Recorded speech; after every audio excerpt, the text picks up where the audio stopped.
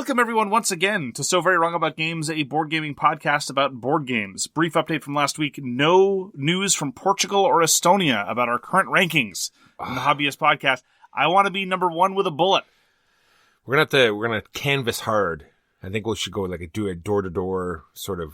That might be a bit risky, but we definitely have to do something grassroots. It's true. So to all our Portuguese and Estonian listeners, time to step it up. Yeah. I am your co-host, Mark Bigney, and with me, as always, is the better half, Michael Walker. How you doing, Walker? Always good, Mark. So today we're going to be talking about the games we played last week, the news and why it doesn't matter, and our feature game this week is Beyond the Sun by Dennis K. Chan. I am looking forward to talking about... It's been another great week of board games. Last show was packed with excellent quality games, both new and returning ones, and this week for me is much the same. Much the same for sure. What did you play this week, Mark? Well, first off, I got to play PAX Renaissance with a patron. I taught PAX Renaissance, and teaching PAX Renaissance is ideal for a number of reasons. Number one, the rulebook is not terribly good, and number two, it is festooned with a whole bunch of weird and inaccurate and sometimes very ooky asides by the author Phil Eklund. And so the best part of being able to teach PAX Renaissance from another human is that you get a better sense of context, namely one that strips away all the ridiculous politicizations and ahistorical ruminating on the nature of noble bankers by Phil Eklund and how nasty and inward-looking and introspective Easterners are. Anyway, so I got to play PAX Renaissance. It was a very brief but quality game. It was. I always tell people when they're about to play PAX Renaissance, get ready for your worst game of PAX Renaissance ever, because nothing's going to make sense. The answer to every question of why would I do this is, well, it depends, and the depends is a series of 5-pointed nested conditionals. Walker is nodding with the look of recognition of a man who has been subjected to PAX Renaissance. Ah, those were the days. Indeed. But this was actually a really, really good 35-minute encapsulation of what PAX Renaissance was all about. The person with whom I was playing, I will call him Charlie, went to an early lead through the Ottoman Empire, and I did not fall prey to my normal habit of getting behind Radu the Handsome, mostly because he didn't show up. Instead, what we had was a jihad of the Ottoman Empire, turning it into a caliphate, and then I won with a religious victory. And it was one of those instances where, in a brief game, 3 of the 4 victory conditions were within striking distance for various players at various times. And so I was very pleased with how it turned out. He seemed to enjoy it, although maybe he was just being polite. He was perhaps thinking about all the other things he could have done with his money. And/or time, which would have been eminently reasonable. But I adore PAX Renaissance, and rarely do I get a chance to show it off in such an ideal environment. And especially just a final note on the resources publicly available for PAX Renaissance. Despite the fact that we live in an age where nearly every game has half a dozen video rules explanations available for it. Now, granted, I don't watch them, so I don't know how comprehensive, but I take it as given that at the very least these video rules explanations are going to be comprehensive, because by and large, people are consuming them so they don't have to read the rulebook. And if you have to supplement it with actual reading, then what's the point? But the video resources available for PAX Renaissance are all incomplete. They're all like, look, PAX Renaissance is a daunting game. Allow me to go into excruciating detail about the simple things that are transparent from the rulebook, and all the complicated things, the one-shots and the ops, I'll just hand-wave those away and say, read up on those by yourself, which is a shocking series of decisions editorially for video rules explanations. And I hope that this is not representative of the broader community of rules explanations. But then again, as I say, I don't really consume them, so I'm not in a position to comment. Anyway, that was PAX Renaissance. You and I got to play Praga Caput Regni. Designed by Vladimír Suchý and put out by Delicious Games. They are quite delicious. I ate some of the cubes. Very delicious. Well, it's full of eggs, that's for sure. So this is a game that's based on building the cathedral and a bridge and the hunger wall. And you do so with eggs, Mark, because eggs make it all come together. There's a bit of a historical controversy, actually. We'll get into the game in just a moment. But I actually looked it up because this was fascinating. The most valuable resource in Praga Caput Regni. You can get money, sure. You can get stone, sure. You can get religious favor, sure. You can get royal favor, sure. The big ticket item, though, is eggs. Eggs is the big deal. It's like straight out of a John Waters movie. And first of all, that's a bit strange. It's hard to get eggs. They're expensive and rare. But apparently there was some discussion that the bridge that spans the river in Prague, which is now called the Charles Bridge, but for a long time it was just called the Prague Bridge, which is not exactly a stunning name.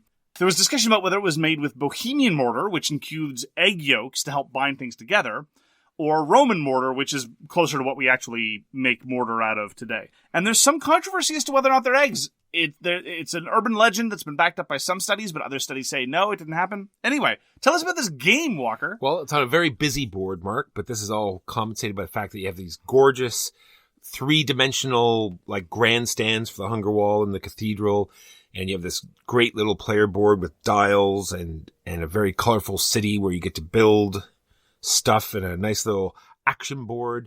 There's a lot going on in this game, Mark, and there's it's very easy to forget certain things because the game wants you to believe that you pick an action and that's all you do, but then there's modifiers to that action and then chain reaction, 50 different things that are going to give you goods and or let you trade goods, and it's very easy to miss small things or, victory points here and there. I commented when you were explaining the game and when the details started emerging that this was very, very much a Vladimír Suchý kind of game. And if you played one of his designs, I'm not going to say you played them all. I don't get the overwhelming sense of sameness that I get from a lot of Feld designs. Like when you play Trajan, that's like the apotheosis, to my mind, of Feld's point-sality nonsense. And if you played Trajan, you don't need to play Luna, and you don't need to play a lot of his point-sality designs. But we played Underwater Cities not too long ago. There's Shipyard, which was my first experience with Vladimír Suchý, and then there's my favorite of his, which is Pulsar 2849. But when you're explaining the rules, I'm like, this is total Suchý design. Like this is definitely reminiscent. You're doing a whole lot of little things, and there's a lot of little details, and a lot of nested actions, and it's not quite point salad, but there's a lot going on, and you kind of have to focus on doing a subset of things. You can't do a little bit of everything like a point salad design would force you to do. Instead, you're like, well, I don't think that mechanism sounds very fun, and I know I'm not going to be able to do everything, so I'm just going to hive that off and just ignore it, which is more or less what we did. I ignored everything to do with the seals, and you, by contrast, paid a lot less attention to some of the other things that I was focusing in, and I enjoyed it. I've enjoyed all of his designs, to be frank, and Praga Caput Regni is another solid entrant into his catalog. The trick with his designs, though, is I rarely want to play with large player counts because at that point, just a whole series of... I find it interesting when I do an action and it chains off 17 other things, but there's not a whole heck of a lot of player interaction, and so I don't feel like I'm missing anything. Well, this is what I was going to ask you, because you played so many of his other designs, so how much player interaction is there in his other designs? Because there's literally none in Caput Regni. Is there absolutely none? There's only the subtle influence of the action selection mechanism, whereby if an action is unselected for a while, you're going to give victory points to somebody if they take it. But past that, I think there's a tiny little bit of competition for the districts. Yeah, and there might be some timing with picking the actions. Someone might take the action that you need, but it's going to come around again, and there's definitely another action there that is just as good. The action drafting introduces a smidge, and the competition for districts, if you plan on using buildings, which some people won't, and if the right buildings are coming up, which they might not, and if it's the case that both of you decide to make a play for the districts, and at this point we're getting into a very strange set of... then there's competition. But honestly, when you explain that element to me, it's like, well, if you have these resources available and you decide to build this very specific thing, I'm like, but the supply of those types of buildings and my availability to actually deploy them is going to be very situational, so I don't want to compete in that. That sounds like asking for trouble. So that was one of those things that I ignored. I deliberately ignored that possibility. Yeah, because all you're doing is helping the other players. If you're not competing for it and you're just building it to get short-term resources, then all you're doing is maybe helping the other players by finishing those plazas. As the immortal philosopher and scholar Ricky Bobby noted, if you're not first, you're last. Exactly. I'm not in a position to state definitively how much legs Praga Caput Regni has, but if past is any prologue, if it's like any of Suchý's other designs, I'm going to enjoy it thoroughly for 2 to 3 plays, and past that I'll be like, yeah, I've been there, done that, and not particularly interested to come back. It is very nice visually. Once you get past the busyness, once you're able to parse the noise of what's going on, it is reasonably pleasant in that sense. And I have to say, there's something charming about having to desperately search for eggs. There's something, it's so bizarre that it goes straight past thematically discordant and then straight on into kind of charming and cute. Yeah, and I really like, there's some very physical parts of this game, because like we said, there's so much going on, you might forget that, a turn has has passed, so it has a physical cube that drops into the wheel, so you can't turn it anymore to remind you that that round is over. And also the bonus that you get if you get so many ore or gold, the dial has actually physically stopped, so well, if I turn it past this, then I get this bonus. So all of these things, very interesting and cool. I actually want to dwell on that for just half a second, because I think it's one of the most interesting uses of a physical gimmick I've seen, certainly in the Eurogame space, for many, many years. The action selection mechanism revolves around this dial that rotates and makes some actions more expensive and then less expensive as they're not taken. And there's literally a mechanism that exploits the double-layer board such that when the round ends, a round being a series of turns, there was a bit of discussion about this on Twitter, a round is a series of turns. A turn is not a series of rounds. Let us speak as adults. Let us be civilized about this.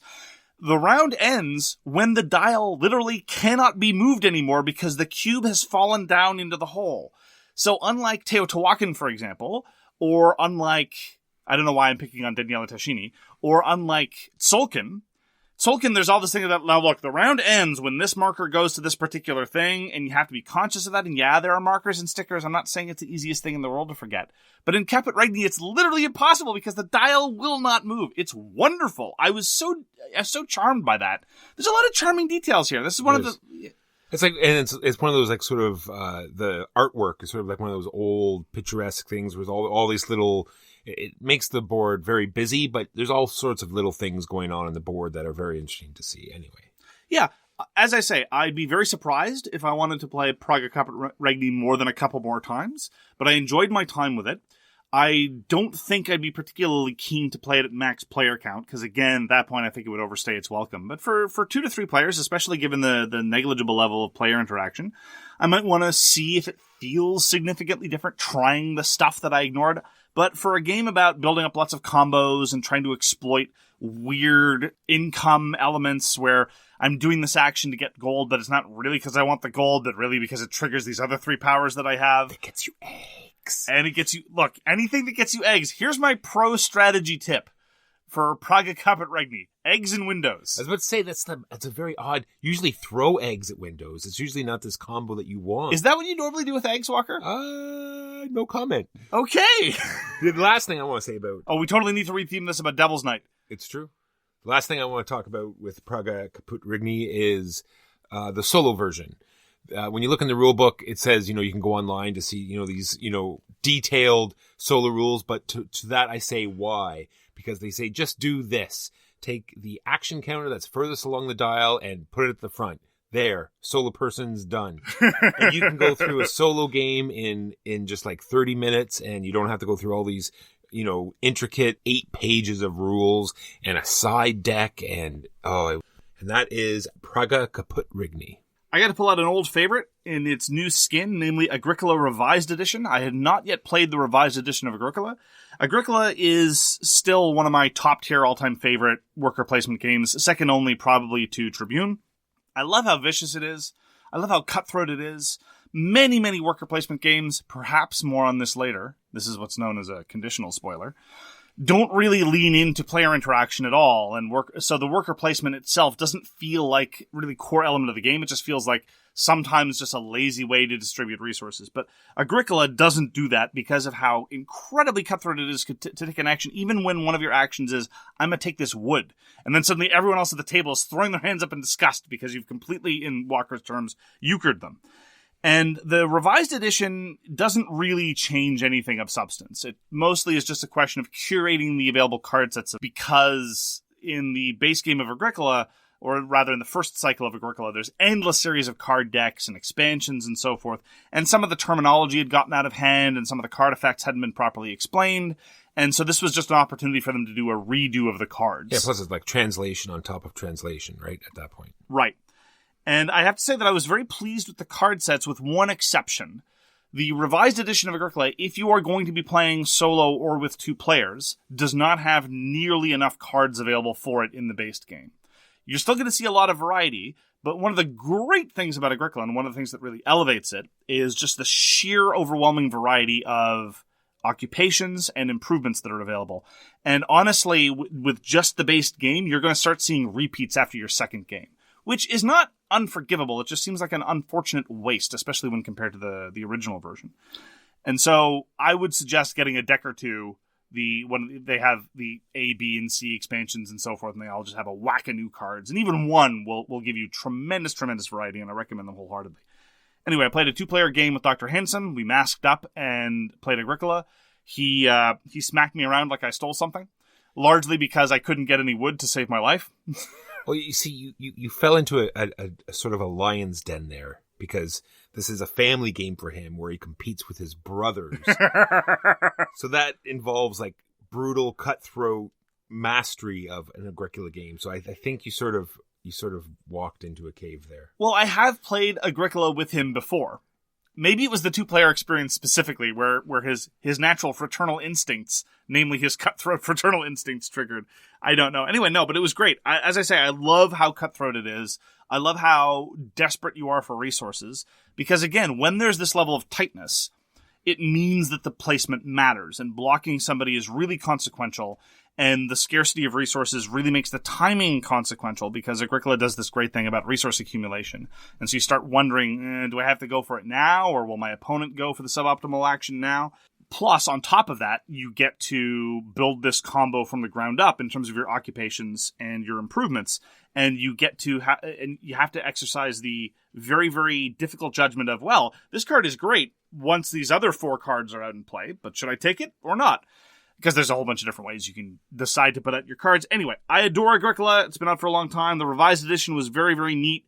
It's also interesting to look at Agricola's components just in terms of the evolution of Eurogames. I remember, this is going to be a little bit of reminiscing here, I remember when Agricola was first released in 2006, where only some editions had the wooden animals. The rest were cubes. And now, that would be considered unforgivable. At the time, it was amazing. People were losing their heads. It had little shaped animals in a Eurogame. Imagine that. And now, 15 years later, it would be unforgivable for any game, let alone Agricola, to have anything other than sculpted everything. True. If you don't have a real sheep and just a white cube, that's not right. Yeah, cubes are almost unheard of now, except as trackers. And even then, they're often not used as trackers anymore. This is not me regretting. I'm not waxing about the purity of the old days. With one possible exception, I don't think I could ever get used to playing El Grande with meeples. El Grande, I think, needs to be played with cubes. Past that, this is not a get off my lawn moment. I'm just commenting that I find it interesting to note how the market has shifted. The tower would not be the same with meeples. See, that's one of my concerns. But anyway, that was my experience with the revised edition of Agricola. You and I revisited Marvel United by Andrea Chiarvesio and Eric Lang, put out by CMON Games. And I liked our second play, or your second play, better than my third play. Or, sorry, not better than my third play, better than my second play.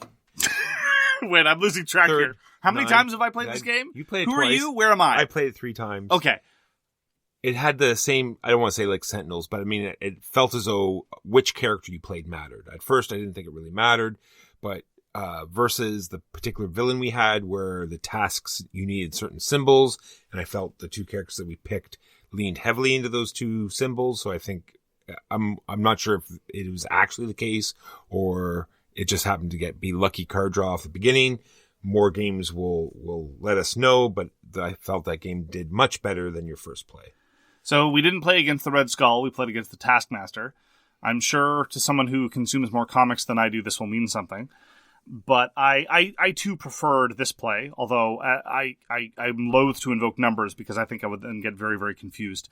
And I think what you're talking about is just the byproduct of how incredibly light and card-driven the game is. We talked about this afterwards. One of the key differences between Sentinels and Marvel United is, among many other things, in Sentinels, characters have at least a core character card that will give them a power they have access to. And indeed, variant versions of the heroes have different versions of that key power, and that can have a huge impact even though they're playing with the same deck that they would otherwise play in Sentinels of the Multiverse. And villains in Sentinels have a standard thing they do every turn independently of their deck. And again, there are promo versions that change that up. In Marvel United, all there is are the cards.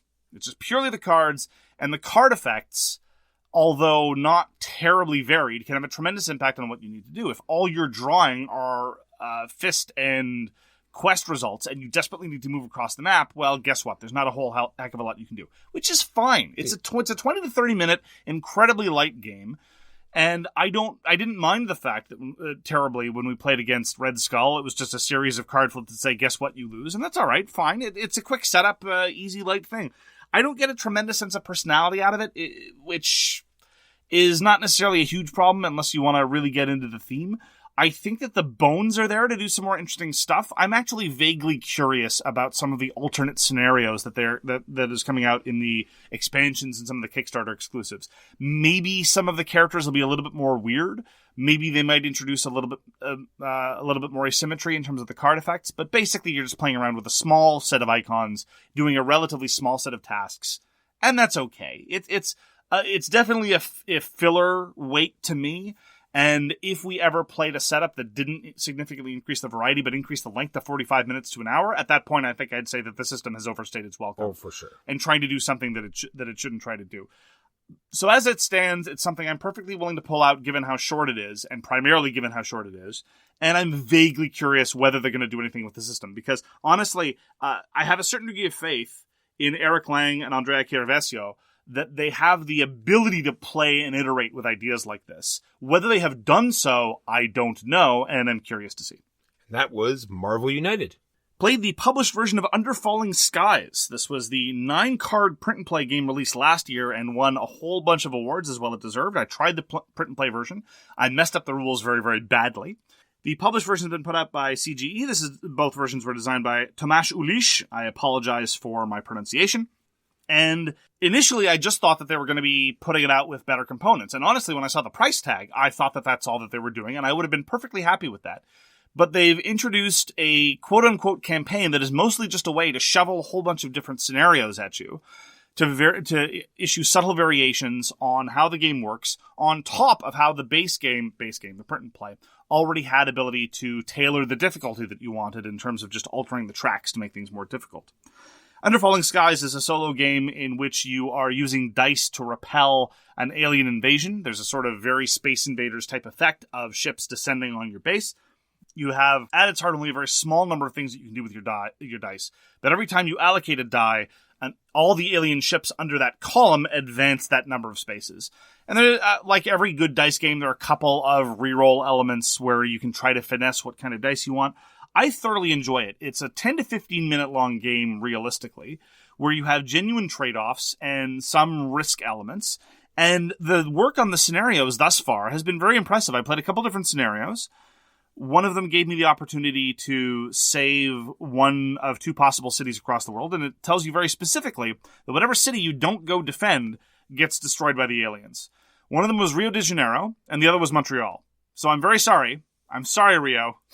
Just, I hope this doesn't hurt us with the greater Portuguese-speaking world, but Rio didn't make it because it was kind of inevitable. And even the scenario was kind of cute. There was this notion that civilians weren't staying in their shelters. They were going out onto the streets, and that made the city more vulnerable unless you were able to then go save the civilians. So naturally, this being Montreal, I assume this happened during the summer, during festival season, and everyone tells them the aliens are coming, the aliens are invading, and the citizens of Montreal were like, yeah, but I get what you're saying, but, just pour rire and the jazz festival, I think I'm going to go outside.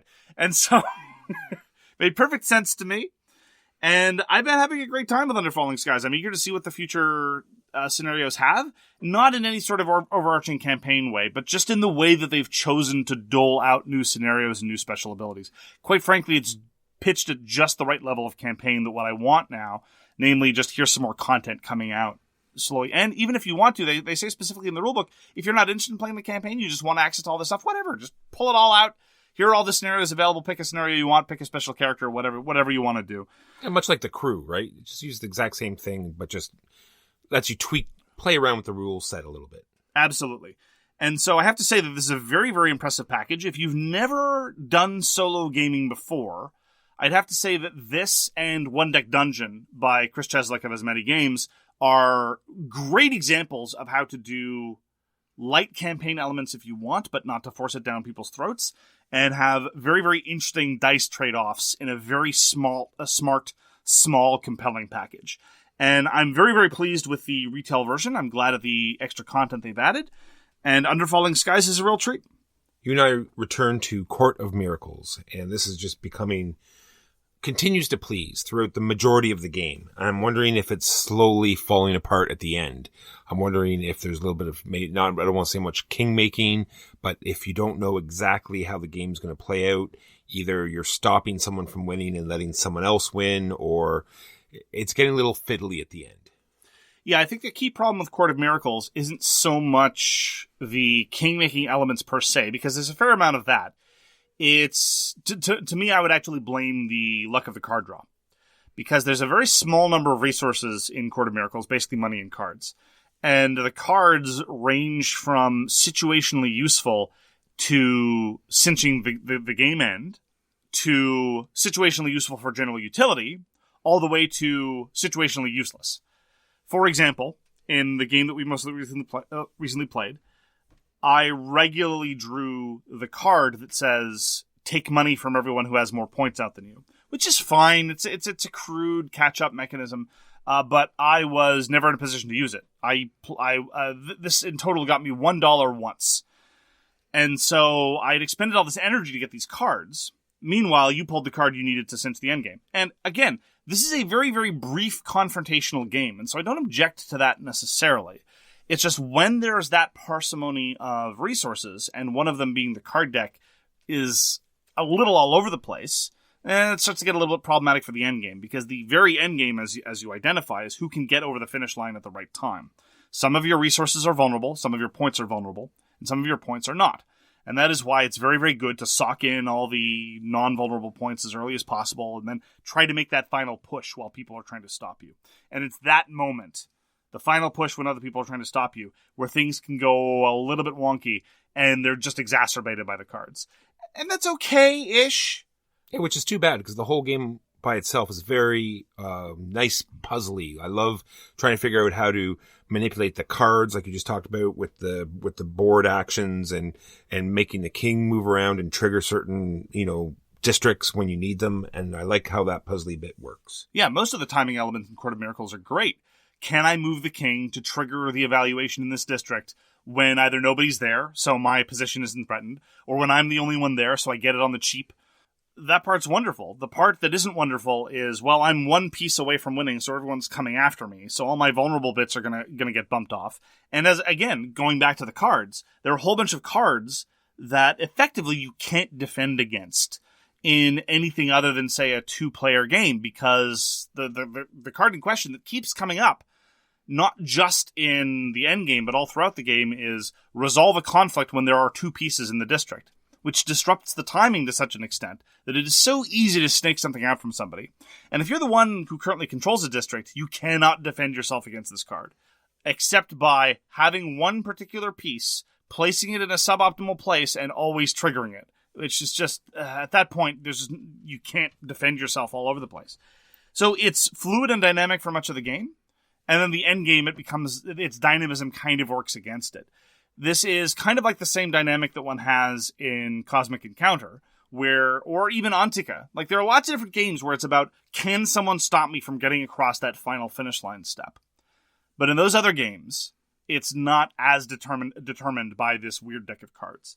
So I enjoy the game. I would happily play it again, but I don't think it's quite top tier, purely by virtue of the fact that, for 30 minutes of a 45-minute game, it's great, and then the last 10 to 15 can get a little wonky.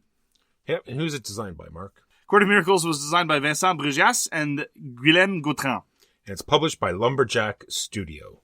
Similarly, another LFG or Little French game we played again was Nidavellir by Serge Laget. And I, too, think it has similar problems to the Court of Miracles in that the first half of the game, I think, is wonderful. The first half of the game is great. You're jockeying for having more of a certain kind of card than everybody else because you're really competing for those mid-game bonuses, which can be very, very consequential. You're desperately scrabbling to get your first hero. You're desperately sometimes scrabbling to get your second hero. You're in these low-margin fights where every card you take is super consequential, and simultaneously you're scrabbling to include your currency, because this is a blind bidding game where everyone starts with the same coins, but the coins get upgraded through this very, very novel and interesting way. And then the second half of the game kicks in. And then I start enjoying the game a lot less. For one thing, everyone's coins are different now, and so the competition becomes less tight. You'll very often see bidding rounds where it's like, I bid 23. Well, I bid 7. I bid 1. It's like, okay. Clearly that shakes out. And the person who bid 7 didn't really care much, and the person who bid 1 didn't really care much, and the person who bid 23 definitely did care, and that's all fine.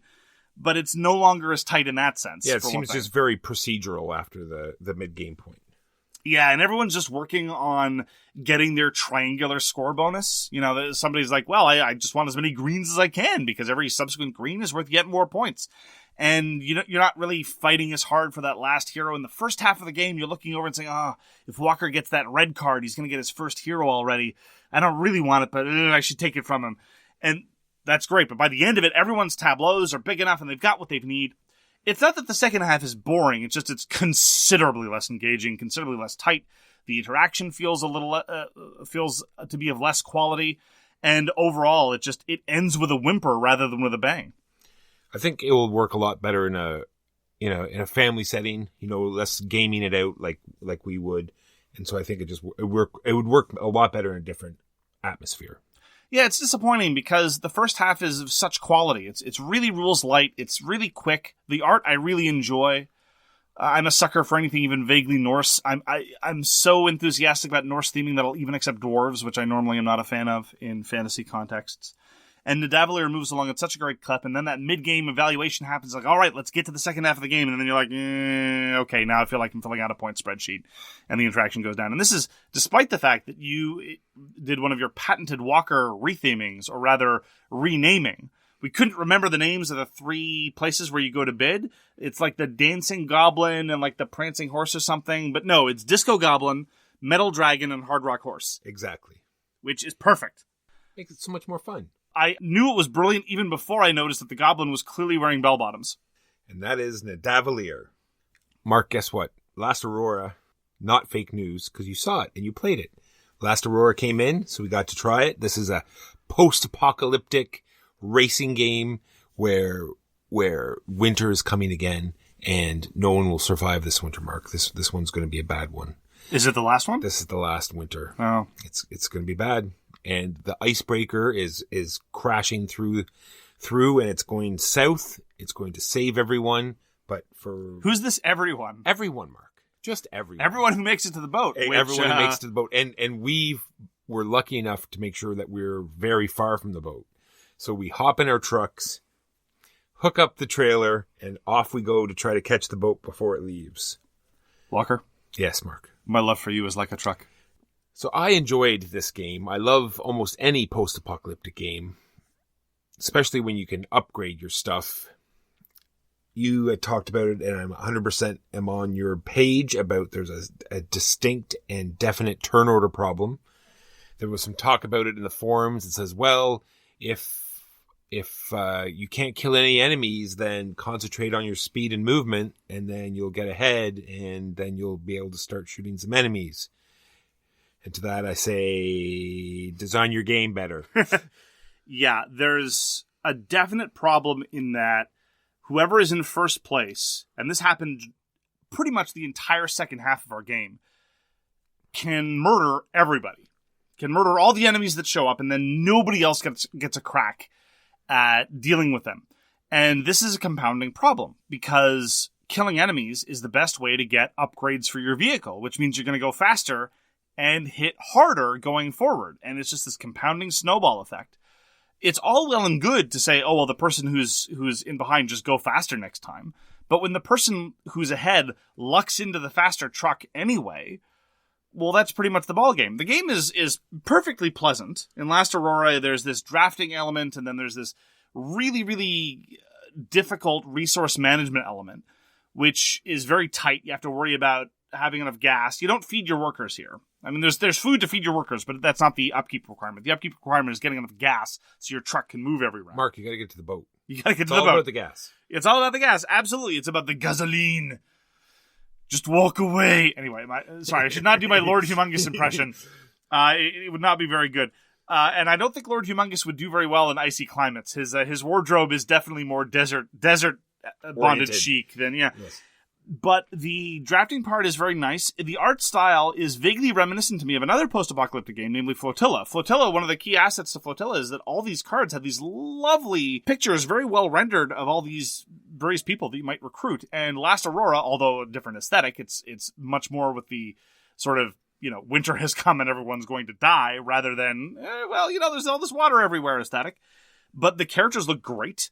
You get to build your convoy with little cards with lovely artwork and, lovely, grim artwork, and everything is rusted over, and that part's great. Honestly, but a lot of the game feels a little bit procedural, and then there's the grim fact that much of your success is about killing enemies, and you're not going to get there unless you're in the lead, so it's a rich get richer problem, hardcore, and that was my key problem with Last Aurora.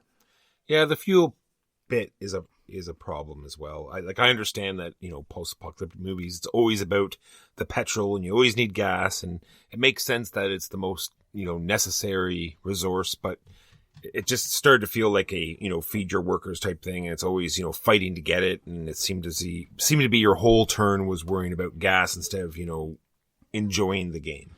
Right, and especially when we saw how valuable the loot was, it was just basically, you need to get a certain amount of gas, and you need to get a certain amount of bullets. That's your primary job in getting out of the drafting phase. And the way the drafting phase works is, I was initially intrigued, but it ended up being a little bit tedious for me. Namely, there's the card that you're drafting, and there's also, every slot has a benefit associated with it. We seem to be falling into these games all over the place. Court of Miracles, Tidal Blades, all these things where, you do an action, but there's also this global modifier that applies. And sometimes it works fine, and sometimes in Last Aurora, it's kind of a safety valve, because maybe there aren't any resources available. Maybe the only thing available in the tableau this round is some personnel that you don't want to recruit because you don't have room, and some enemies, and a couple of weird events. And there's no way to get fuel. It's like, okay, well, just print fuel on the board, and every time someone can go there, they can take damage and get a fuel. Okay. But a lot of the time, that was the only way to get those crucial resources. And it made the cards feel less interesting, and overall, I just felt like I was just going through the motions of, I need to get my one fuel and my couple bullets, and there we go. Oh, look, somebody else is ahead of me anyway. I guess I'm not going to be fighting this turn. Like I said, I did enjoy it. I felt the rule book was a little odd and was missing some key things. I think for people who were, say, new to the hobby, I know for us we could easily glaze over certain things and figure them out quite easily. But I think for someone who is, say, this is their first or second board game, they would have a lot of trouble with this book. But other than that, I am looking forward to giving it another try because I just love the theme. And that is Last Aurora, published by Pendragon Game Studio, and designed by Mauro Chiabato. Got to play a game I've been meaning to try for some years. This is Evolution Climate. This was actually mentioned frequently in the Guild in our discussion of tableau builders. And Evolution's been out for almost 10 years now, and Evolution Climate's been out for almost 5 years now, which is kind of the, what's the word for something that's like, it's similar, but it's changed, it's added things, it's, Old dirt. Okay. Evolved? That was the joke. Yeah, I know, but I made you have to work for it. Can't just hand it. Yeah. Don't want it to go straight to my head. I enjoyed it. It was fun, and it had lots of personality. I have some concerns. Let me focus on the personality first of all, and let me just focus on something that's truly bizarre. The game comes with 2 player aids. On the back of the player aids, it says this is the scientific nomenclature for all the special traits that your animals can get. One of them is Latinate terms that you might find in zoology. And the other one is a series of jokes. And there is nothing on the player aids to differentiate one from the other than actually the descriptions. It was adorable and amazing. It was adorable and amazing. You were like, my carnivore was a num-num chunko. And I'm like, that's very clever of you, Walker, but that's not what it says on the player aid, because I'd only seen the other player. Like, no, it says right here, it's a num-num chunko. I'm like, damn it, he's right. Absolutely wonderful. Lovely little flourish.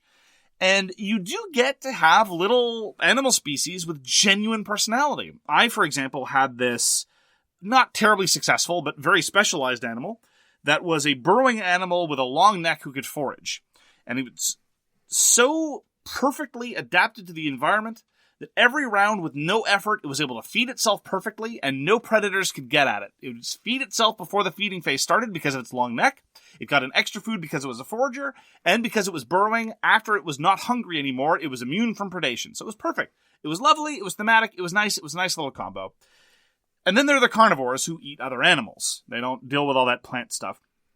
And that's where the game starts to show some of its creaks, because there's this notion of who can eat whom. And that drives a lot of the card play. Well, I need to play this card so it can predate better, or I need to play this card on my other species so it's more defended. And at this point, you have two options. You can either play the game with the rules as written, where everybody plays their cards in sequence, face down. So I, as a carnivore, could look over at the animal that I've been predating on the past couple rounds and say, they've played another trait. Wonder what that trait might be. Better up my game and play some cards in response to that. Or maybe even make my carnivore not a carnivore anymore. Things like that.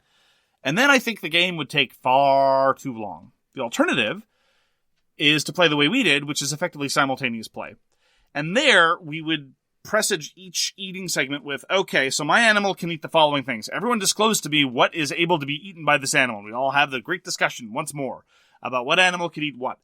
And that's fine, and the game moved along at a decent clip, and that period of disclosure was a good point of contact for everyone to keep abreast of what other animals had been changing.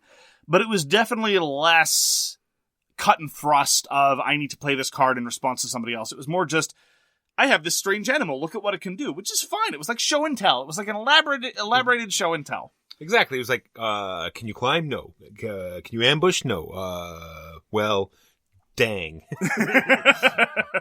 I'm in the mud. Yes. And it was fine. It was very enjoyable. I would happily play again.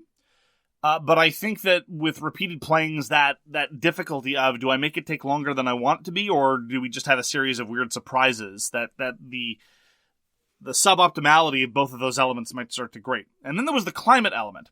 We had a strange draw where we had the two most harsh climate events pulled right off the top of the game. And as a result, all of us were very loath to move the climate very far one way or the other. No one really, and this would be especially common on a first play, was willing to be like, all right, I'm going to make sure that all my species are adapted to either incredible heat or incredible cold, and I'm going to push that climate as hard as I can and murder everyone else.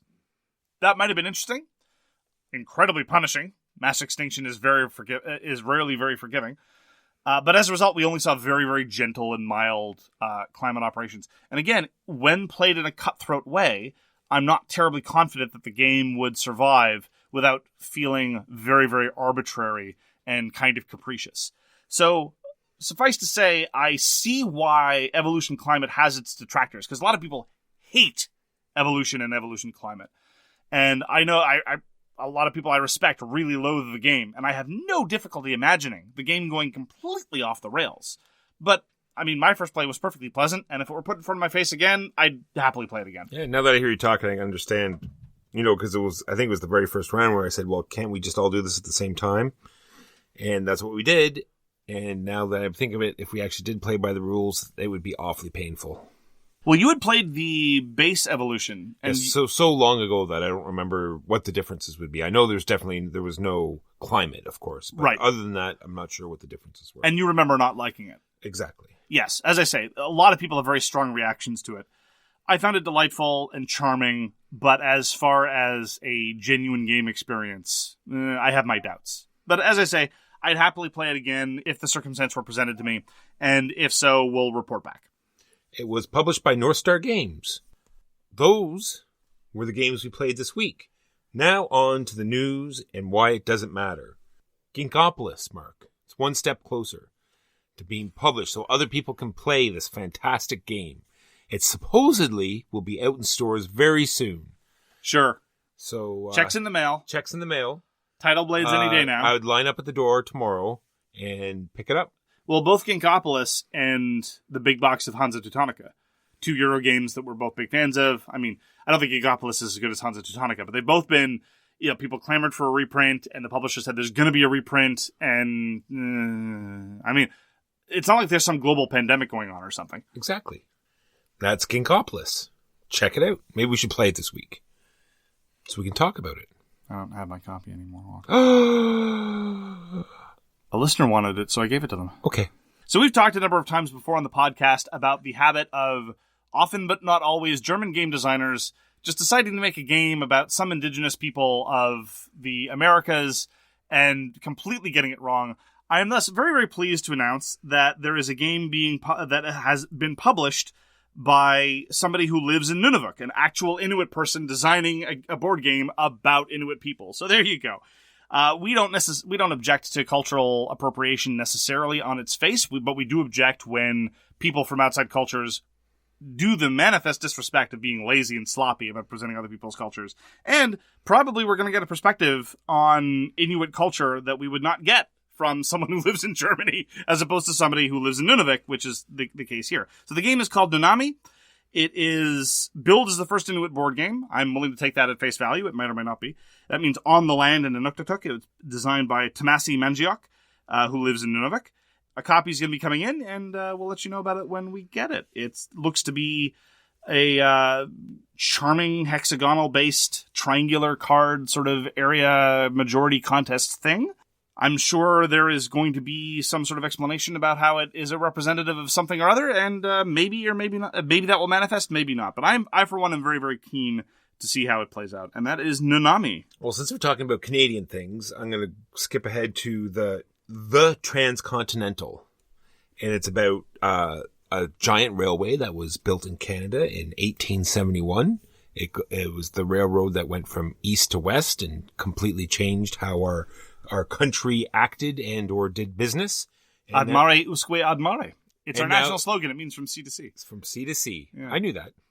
And now there's going to be a game about it. There's not many train games. I know sometimes Canada is represented, like they'll put Toronto and or Montreal on the There's map. only one train game that I know of. It's called Ticket to Ride. Gotcha. It's got a detailed economic model.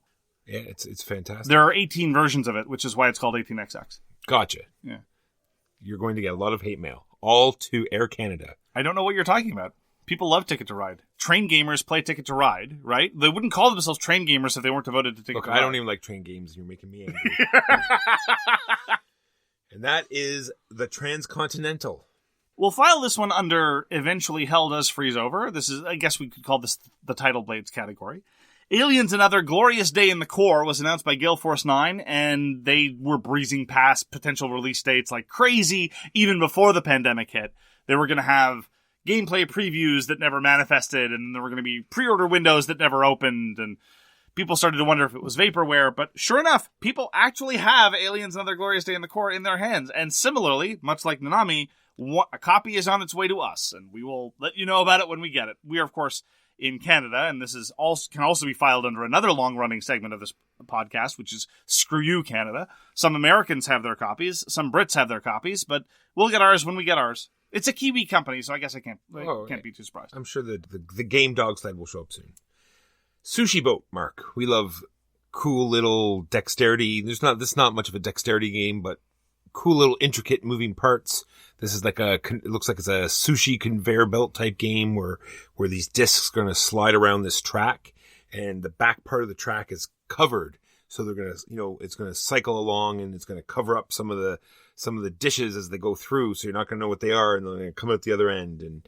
And much like in Japan, I'm sure in other countries where they have big sushi places, they have this as well, but they're different colored plates, so I'm sure it makes them different prices. And I'm interested to see how this works, and I want to check it out. It's a game called Sushi Boat. And last two quick things for me. All I have to say is Fist of the North Star. Fist of the North Star, Mark. It's got to be great. It's going to be the greatest game of all time.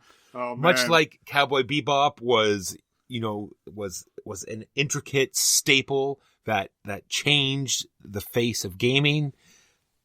Fist of the North Star will be the next pillar. I just can't wait to see what it's going to be when it comes out. This is so petty. There's something about the way hair was represented in anime of that era. I just can't get past it. It's great. Everyone had the giant Elvis hair. It was fantastic. Oh, yeah. What a great movie. But anyway. Well, it wasn't a movie. It was like 17 million different things. A manga with 74 volumes and 3 TV shows and a whole bunch of movies. And there's a live action, too. There's a term used by a friend of ours called genre vertigo. This is where you might think, I'm curious about this thing. How does one get into it? You go to either the Wikipedia page or something, and then you see the massive amounts of quantity there is for a certain thing, and then you experience this tilting sensation that makes you so intimidated you back away slowly. And lastly, it's kind of sad but good, because they keep supporting Warhammer Underworlds. There's another big box coming out for it called Dire Chasm, and it's unfortunate that we don't have more time to play it, and the fact that all the cards that I have anyway are out of date. But most of them I think are illegal, actually. More likely. But I'm just glad that Games Workshop lately has this, tendency to like drop something and or not support it and or just go on to something else that'll make them more money. It's nice to see them constantly updating this and bringing out more stuff for it. I'm very pleased that the series is continuing, and if there were a local community that were seriously interested in continuing to play it, I would probably go to the effort of, maintaining decks and sorting things out and looking at new cards. Still a great system, just it's kind of moved past us. And that is all the news and why it doesn't matter. Now on to the feature game of the week, which is Beyond the Sun. Beyond the Sun was designed by Dennis K. Chan and published by Rio Grande Games. First off, in disclosure, I knew Dennis socially when I lived in Boston. I once had barbecue with him while he expressed the view that there was no such thing as American cuisine. I once again defy anyone to produce such precise disclaimers anywhere in cultural criticism. At any rate, this is his first published design. I never played the prototype, even though it was played in lots of circles that I was acquainted with in Boston. Why don't you give us an unhelpful summary about what one does in Beyond the Sun? Well, Beyond the Sun, something nuclear war, something humanity bands together to form a new planet somewhere else, space travel, something. All right, so Beyond the Sun is an action selection worker placement? Yeah.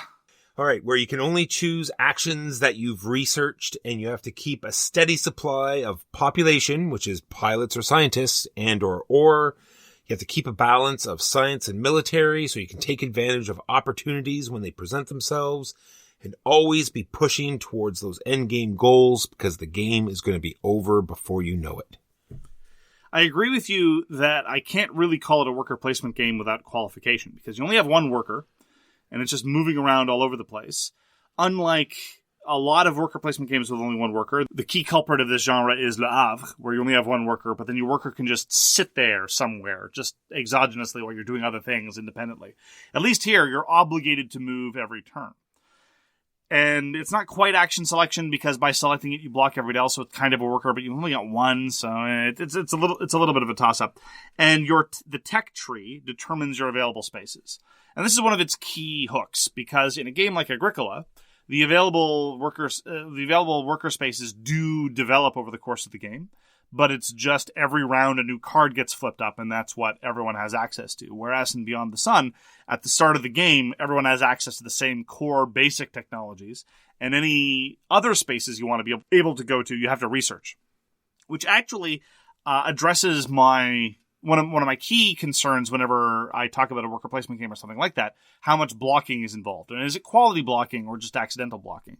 Well, here you might end up getting blocked, but it's probably because most of the time somebody else researched that tech first. So if you want tempo on everybody else, if you want to make sure that you have first crack at an action space, and therefore on average have more cracks at it than everybody else, you had best be pushing the envelope in terms of research. Yeah, that covers a couple points that I had, is the fact that the player interaction, I think there's definitely some blocking going on. Like the colonize action is fairly popular and was blocked. And you're also fighting over the planets, and they work in an interesting way, because you don't have to, there's not like crazy combat. You don't have to worry about rolling dice or having, do I have more value there than somebody else? Yes. And then can I colonize it before somebody moves ships there? It's not bad. And it's also the racing towards the achievements, because some of the achievements have a limited number of spaces. It's not as though everyone can do them. So that's also some player interaction as well. And I do want to bounce back to the tech tree, because like you said, you're trying to get there before anybody else. So there's going to be an event card that flips up, and you might get a small Benny and everyone else gets something else. But now you are the only one that gets to go there. So someone has to waste a turn. Shouldn't say waste. Someone has to spend a turn to research a tech, because now they want that one. And then now they can go to that space. So you've had a turn to go there once or do something else while they're researching it. And then now you go there after they've researched it and block it. So I think that's a very interesting, intermix and gameplay there. I agree. So turning back to this colony board. So there's the tech tree, and then there's the sideboard, which is the various planets that you could colonize. And most of the time, there are very, very, very rare exceptions. Most of the time, in order to colonize a planet, which tends to give you a large quantity of points and a significant shot in your arm to your economic production, more on that later, you have to set it up for one turn and then later on be able to colonize it. And so it is kind of like having to set up a combo and giving everyone a turn to mess with you, because the ability to move ships is very common.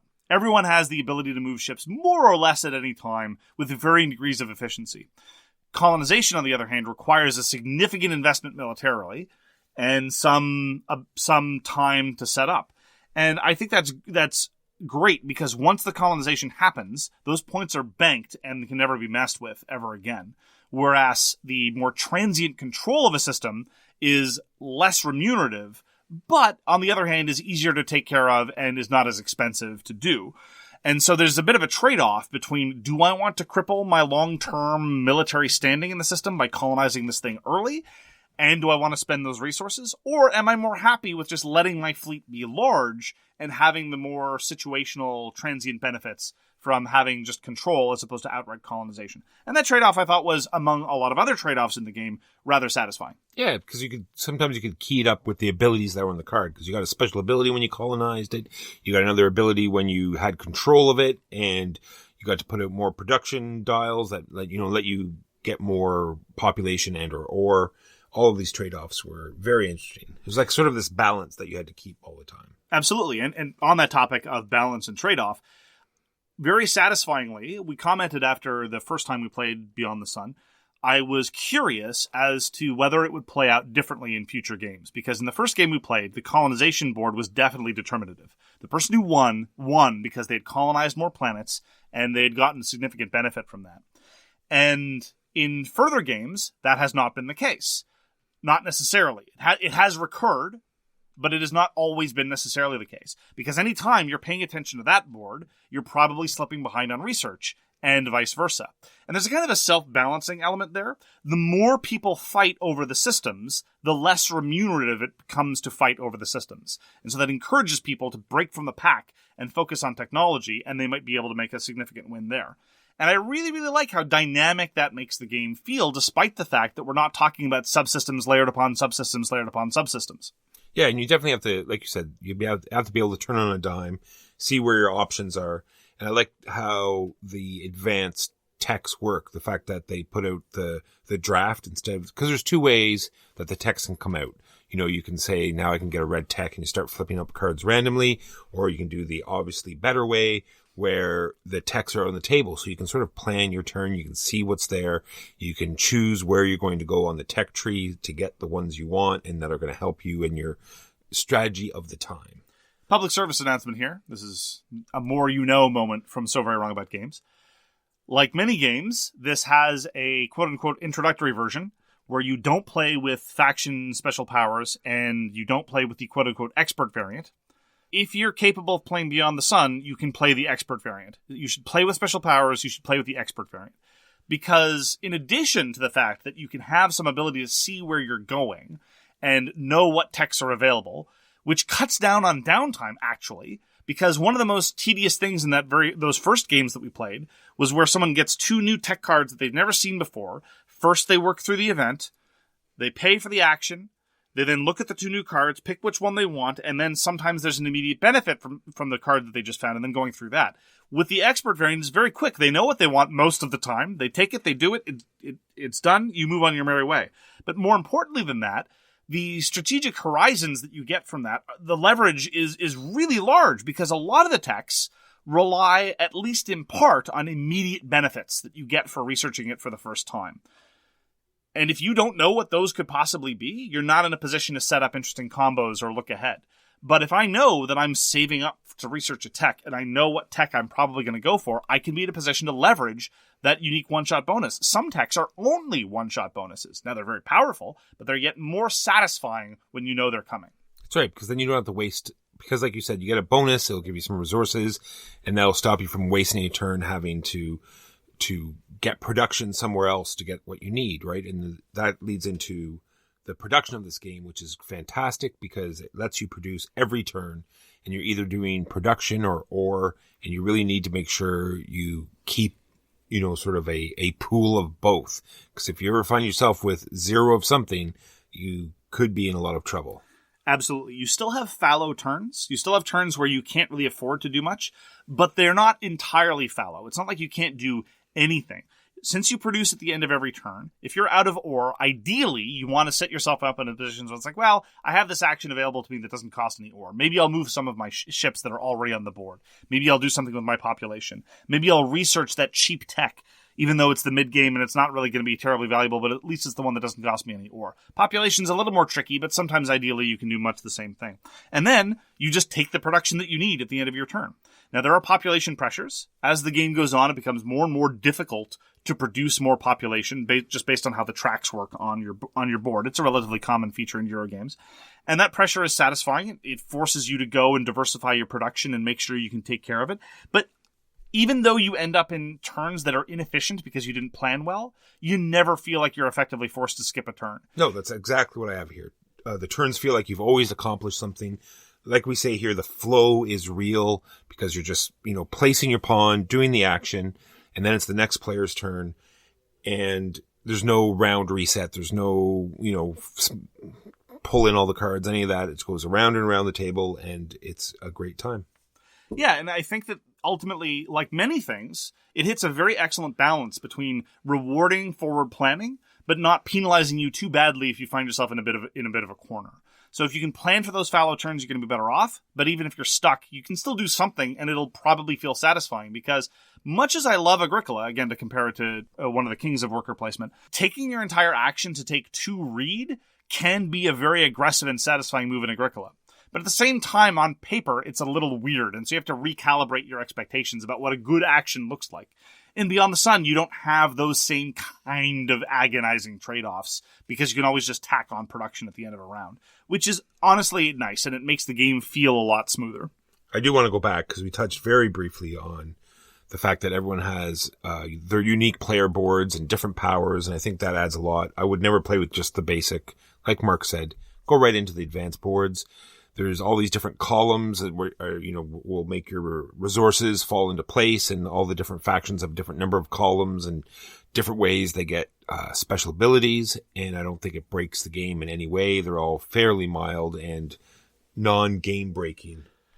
I like them. I don't feel that they're particularly satisfying. I like it if my faction abilities are a little bit stronger. But again, this is a Euro management game, so you're not going to have tremendously consequential faction powers and still preserve this balance of the tech tree and how the planets work. So I understand why it's the case. But in terms of variety, I don't think that the faction boards provide nearly as much variety as some of the other elements of the game. And again, this is something we flagged after our first play. Every column of tech, namely column 2 and 3 of tech, level 2 techs and level 3 techs, are going to have 6 events out of a pool of 10. Events are relatively minor. They're relatively trivial. They're primarily involved in making sure that the game proceeds and always gives you access to being able to invent level 3 and level 4 techs, because at the start of the game you can't. The techs, on the other hand, in level 2 and 3 tech decks, there are 16 techs, of which you're only going to take 6, and that has a huge impact on how the game plays out. There's going to be some control in terms of making sure that you always have access to the different classes of tech, but which specific techs hit the board will have a tremendous impact on how the game turns out. And in terms of the objectives, there are going to be 2 different objectives that are going to be pulled unique to each game, of which there are 4 possible ones, and you're going to pull 1. And that, too, has a really, really, really significant impact. And I really appreciate the fact that those endgame objectives are consequential in terms of your score, can help give you some direction in terms of competing for things, and really do give the game a different flavor. And at the end result of it all, although it is still a relatively smooth worker placement management game, you do have a tremendous amount of variety in terms of how the action spaces develop and how your goals proceed. Yep, I have that all as well. Different experience every time, like you said, because all the different techs and even the planets, the way the planets are going to come out on the combat board, they're going to come out in a different order, and that will definitely change up how the game is played as well. I would compare it favorably to other, even non-Euro games that talk about how, well, you can have different objectives and different cards are going to come out. An example that sprang to mind actually was a game we've been playing rather a lot recently, which is Civilization: A New Dawn. The base game had far too few endgame objectives, and so you would see the same 2 or 3 all the time. And it had the same wonders showing up all the time. And even with the expansion, you still see a lot of overlap between different objectives that come out and different texts that come out and different, the same great cities and the same great wonders. Even just the base game out the box and Beyond the Sun it's not a radically different experience every time, because at the end of the day, you're mostly just managing your resources and managing points from the tech tree and from the planet board and endgame objectives. But it nonetheless adds a tremendous sense of variety and scope to a game that otherwise might have felt more pedestrian. So I'm going to touch on the components very quickly. You use I don't want to call them dice, because there are some particular cards that you may roll them. There is one event that allows you to roll them. But so normally they're just cubes, and they're 6-sided cubes. Well, of course they're 6-sided, but they are all... I prefer 2-sided cubes. They're all printed. How's that? They're all printed, and therefore they're 6-sided counters. So I thought that was a great idea, a great way. Instead of, managing all these different tokens, you just use these cubes, and you can turn them to whatever side you need. I feel as though, if they had reduced the size of the boards and sort of condensed everything a little bit, I think it would make the game much more playable. Because, like we said, there's this huge tech tree, and then there's this little combat board, and if you're far from the combat board, sometimes you tend not to concentrate it on as much because the writing on the card's so small, you concentrate on the tech tree, and vice versa. If the upcoming techs are on the other side of the table, then you tend not to care about what's coming up, and it'll affect how you play. So I think if they just reduced everything down, it would make, the game work even better. I agree entirely with your criticism. I don't know how I would solve it, because you do need to be able to see everything available on all the techs. But as a result, as you say, no matter where you sit, you're going to be missing out on something. There are the available techs, which is effectively the range of actions that are currently available on the board. And that is a big quadfold, shall we say, Monopoly-sized board. Everyone's got their own player boards, and that's going to be right in front of them. But then there's the planet board, which you might or may not be close to. But then there's also the tableau of upcoming techs, which we absolutely agree is the best way to play. But at the end of the day, no matter where you're sitting, you're going to be far away from something. And you're exactly right to emphasize that the closer you are to something, probably the greater emphasis you're going to give it in terms of the overall game. And if you're sitting way across the table from the planet board, you're probably not going to be as inclined to pursue a colonization strategy. And this is an unfortunate ergonomic consequence of the game. And you touch on the double layer boards, Mark. Double layer boards. That's all I have to say. I love double layer boards. I was impressed. This is a Rio Grande design. From a first-time designer. This is not something that they're merely distributing or localizing, as they would in many other cases. And they've done a really, really good job. All these screen-printed resource cubes, as you say, and the double layer boards, it's a very, very neat production. There's not a whole lot of art, but honestly, I am very sympathetic to this design aesthetic. It's somewhat reminiscent of some of the design priorities of Sidereal Confluence. In Sidereal Confluence, there's not a whole lot of art going on, because you need to be able to see what all the technology cards do.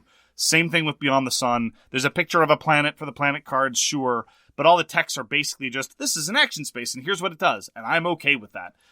Mark, we would be remiss if we did not mention the box of the game itself. The player boards fit in this nice little square in the board, and normally, it'd be hard to pull them all out, but it's got this little lever, and I've never seen a board. Have you ever seen a box do this before? I haven't. It has this little tab, you pull up on it, and the little player boards come right out of the box, and it makes, the setup that much more fast.